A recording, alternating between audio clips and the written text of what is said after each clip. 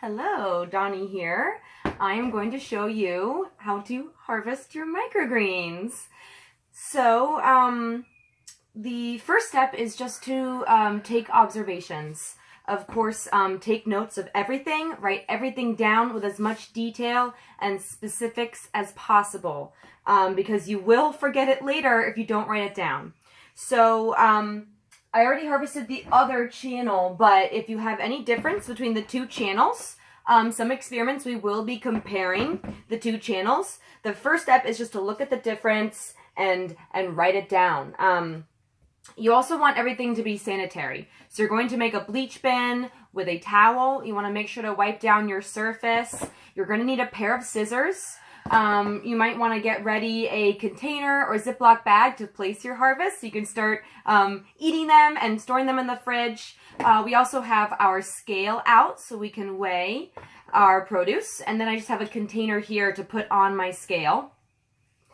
I also have my notebook with a towel next to it because your hands might get wet, and when you go to write down, you want to be able to not get your notes soaking wet. So I've already sanitized my whole surface. I'm even going to sanitize my pen and my gloves. You can't really sanitize your notebook because it would get soaked. But I'm going to make sure that my whole surface is sanitized and ready to go. Write down anything that you notice. You know, perhaps even look underneath the burlap. Are the roots more dense in one than the other? Are the roots more up on the surface? How many microgreens are up in the air? You might see some of these little tiny microgreens whose roots grow upward, and the roots are all dried up and shriveled. And I already have been counting those throughout the harvest. So once you've taken all your observation notes, the next step is to pick your burlap up off of your channel, and you're actually going to shake it over your surface vigorously. In all directions as much as you can until all of those seed hulls have fallen. So this is the main method of removing the seed hulls that I've been using. You can also rub your hand up against it. But we're basically, what I'm working on while we're doing these experiments is to find out how to remove the seed hulls in the most efficient way. So typically in the greenhouse on campus, we are going to be harvesting several channels of this, like hundreds of dollars worth of produce in one day. And I would have to hand remove and hand pick every seed hull off of the microgreens. And we rely on our volunteers for help. If we don't have volunteers, it can take us hours to do that labor just to get the sunflower microgreens, which is why I haven't really grown them as much because they take so much extra time. So see how I'm flipping them over? I'm going to shake even more vigorously, trying to get them off. Any of them that fall, you also want to write down and check. So the other channel, there was only like one tall one that fell, but already I'm getting a couple tall ones that are falling. But you basically want to shake even more vigorously until you don't see any more seed hulls falling off. Change directions, keep shaking, shaking, shaking. All right, so that seems pretty good. I'm going to move that into a pile because I'm going to look at that data later. So the next step is going to be to cut. I have my sanitized scissors, and similar to how we would cut at the greenhouse, you're going to hang your burlap vertically with your hand to holding it, and then you can just simply cut like this. Typically in soil, you don't have the opportunity to do this. You have to pick them up, remove them from the medium, and then cut them, which takes a lot longer. In the greenhouse, we have these electric shears that just run over the greens and shave them, so it's really, really quick and efficient. But we don't have those at home, so we're just going to use scissors. So I'm just going to cut along the bottom and try to cut as low as I can. Remember, we don't really want that lower hypocotyl or stem, right? We really just want the taller stems. There will be some that are too short to harvest. Excuse my roosters if you can hear them outside. I have the window open and they like to free range. So yeah, just try to cut all the stems that you can. You obviously do not want the root. You know, take your time. You want to just get all of the shoots and leave behind the lower hypocotyl and any plants that are too short to cut through. Almost done. So this should not really take that long. Does not need to be perfect. In fact, we want to try to imitate as much as we can with our processes in the greenhouse. So we tend to harvest quickly with the shears, and it's not perfect.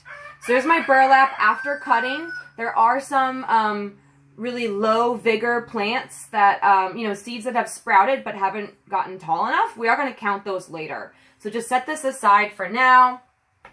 And here is my harvest on my table.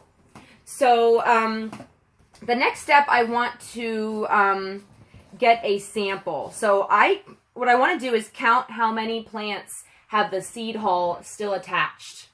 However, I'm not going to count all hundreds of these. That's way too many. Oh, here's a root still in the batch, so I'm going to remove and cut that off. I don't want any roots in my batch. Those are not going to be eaten.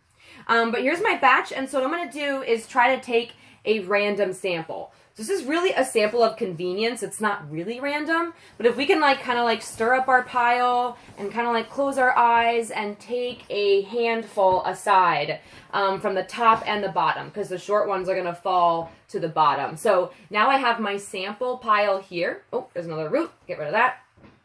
And now I'm going to lay out 25 microgreens. And so again, just try to grab randomly. You're going to really easily grab the tall ones only. So you want to try and grab from the bottom as well, nice and even. And I like to do groups of 5. 1, 2, 3, 4, 5. It's just easier to count. 1, 2, 3, 4, 5. And once I have 5 piles of 5, that's going to give me 25 total. 1, 2, 3, 4, 5. Try not to intentionally grab only short or only tall, right? We're trying to keep it random, even though it is just a sample of convenience. Okay, 1, 2, 3, 4, 5. So I have my 5 piles of 5. Oh, wait, that one's only 4. Okay. And now I'm going to count the number of seed hulls attached. So that is the main research that we're doing. And we're going to be doing this 3 times. So we'll be having a sample of 75 total. That is supposed to be representative of the whole harvest. We don't have to count everything.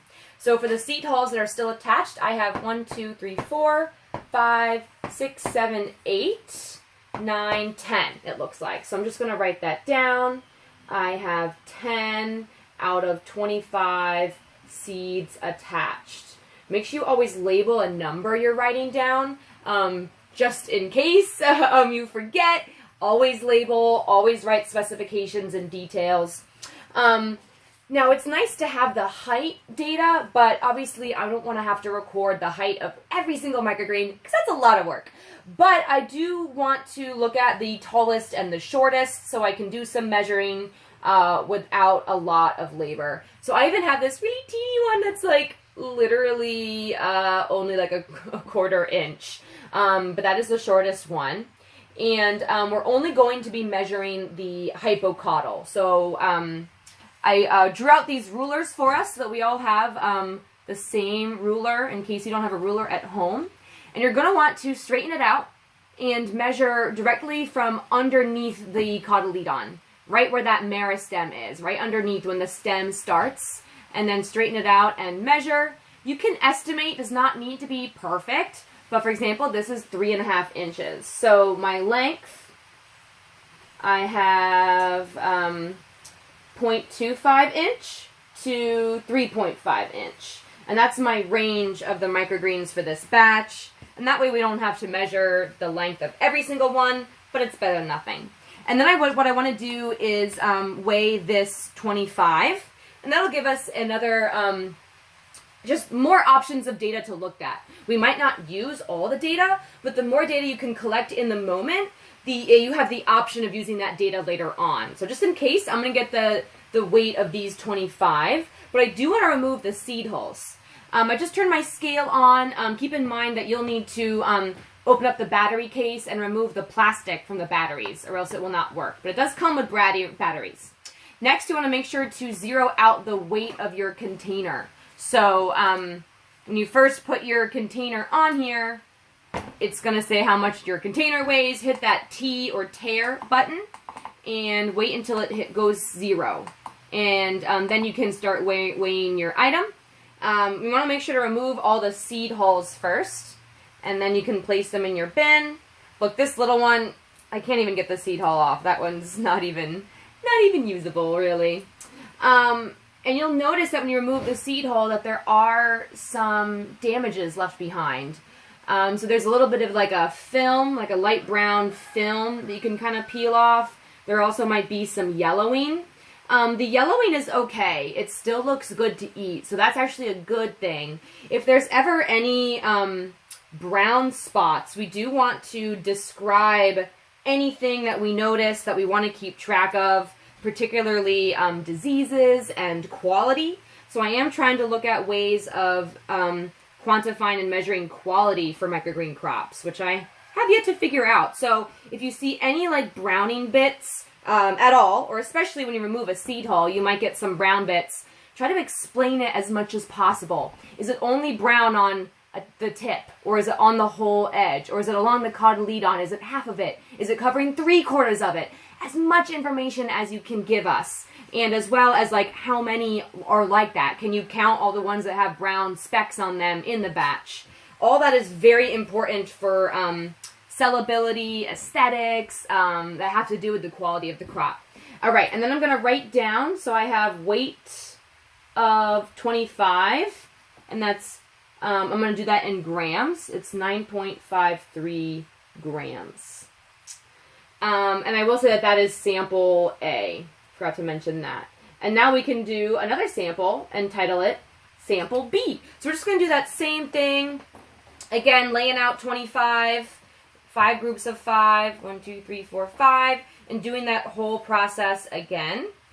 And then once you've finished your 3 rounds of sampling, we're going to be counting for the seed hulls attached, measuring the shortest and the longest microgreens, and then getting the weight of just that batch. You can hit the tare button on your scale with those greens already in there, and then add your next 25. It'll just weigh the new 25. You want to do that 3 times total, so you have those 3 samples. And then once you're totally done, you can remove, once you're done with the 3 samples, you can remove the seed hulls from all of your microgreens in your harvested batch. Remember, we're just doing 1 channel each, but once you get that whole channel with your samples harvested and counted, then you can start to remove the seed hulls and measure your whole batch. So you want to do is get all of your microgreens, no seed hulls, and taking notes all along if you see any brown spots, remove any roots if you see them, and get the weight of the total batch. So that's the total yield for that channel. That data is also very important. Lastly, what you're going to do is look at all of the seeds that fell. How many tall ones fell when you shook them? You might want to, keep them separate so you can get that count. And then we also have like all of these really low vigor microgreens. So as we mentioned, vigor is how fast they sprout up. So, right, this seed was viable. It sprouted a microgreen, but it's too short to eat. So when I run over with my scissors or my shears, I'm not actually getting any edible product. In fact, this root was up in the air. It turned brown and shriveled, so it's not even any good. So we want to count as many of these, I call them shorties, that fell off, and also the number that are in the burlap. So we're going to do that that count twice. So I'm going to count all of these little short, low vigor seeds that fell, and then I'm also going to count the low vigor seeds that were left on my burlap, and that will kind of determine the level of vigor of these batch of seeds. And there's so many factors that can influence that, so it's just good to have a data for that. Now, there might be other seeds that, all the ones that you can see have sprouted, even if they have one little teeny root out of it, is low vigor, right? It was viable and low vigor. There may be other seeds in your batch that, here's one. No root came, oh! Sorry, my phone fell. No root came out of this seed here, but, right, it didn't germinate. I'm not even going to count those, right? It's very hard to find them. It's those seeds that are dormant, right, that they didn't even start germinating at all. That means they probably just weren't viable. All these other seeds are going to be pretty squishy because they're actually just shells, right? That's just the seed hull. That's a good thing. So we're not going to count all of them. We try to do this as efficiently as possible, but I am going to lay out and count the number of microgreens that are low vigor that fell. And then I'm also going to count all the ones that are low vigor that are still stuck to my burlap. And I think that might be it. Looks like I did also measure the length of the low vigor as well. And the number, the number of low vigor seeds. So the last step is going to be storage. So once I've weighed my total yield, then I can start munching on them. But I want to make sure I get that total yield first. But since we've sanitized all surfaces and these are grown hydroponically, they're pretty clean. So if you just want to eat them, you can. I'm going to wait so I can make sure to get my whole weight for the whole channel before I start munching. And then you can put them in your Ziploc bag or other container and store them in your fridge. We might be doing, there's an option to participate in some shelf life research if you would like to. You have the option of eating all of your microgreens, sharing them with your friends, eating them right away. But if you'd like to store some in your refrigerator and collect data on where in your fridge you store them, what other vegetables or items might be in the veggie drawer with your produce, and taking looks each day at how they look when they're stored. Are they wilting? Are they rotting? At what point are they rotting or wilting? Or do they smell? And this is going to help us determine the best way of storing our microgreens to increase the shelf life. So that is how you harvest. You can look at the instructions for further details and step-by-step descriptions of each step. Thank you so much for watching. Bye.